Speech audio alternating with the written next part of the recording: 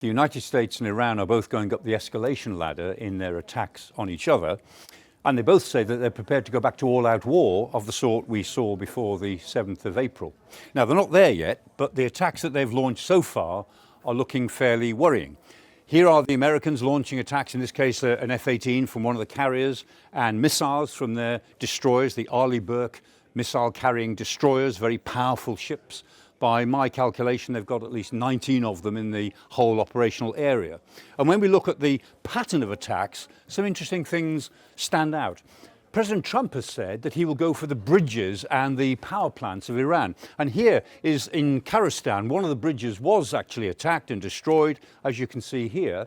Now, that is a civilian bridge, but there's a good military logic behind that, because that's one of the routes into Bandar Abbas. And Bandar Abbas is the city from which the Iranians organise all of their operations in the Strait of Hormuz. So that's a pretty good military target.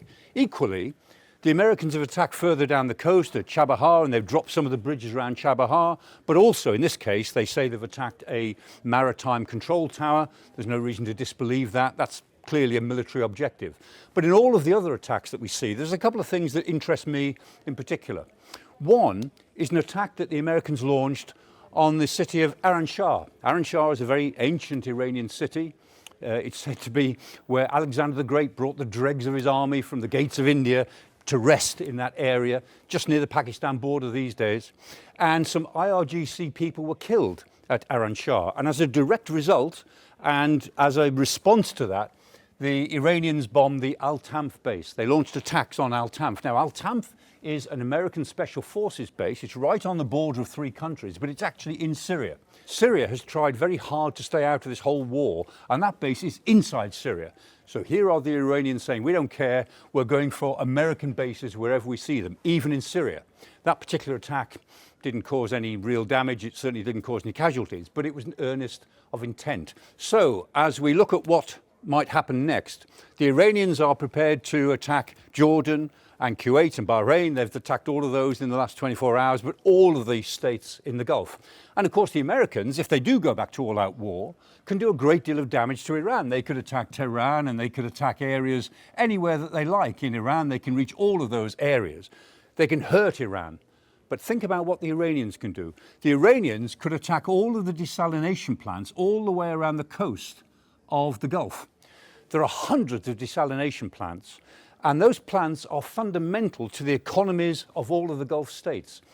There's only so much you can do with seawater, and clean water is fundamental not just to drinking, but to agriculture, to the organization of industries and tourism, to everything. The fact is the Iranians don't need desalinated water, but the Gulf does. And of those hundreds of plants, 54 of them control 90% of all the clean water that is used in the Gulf.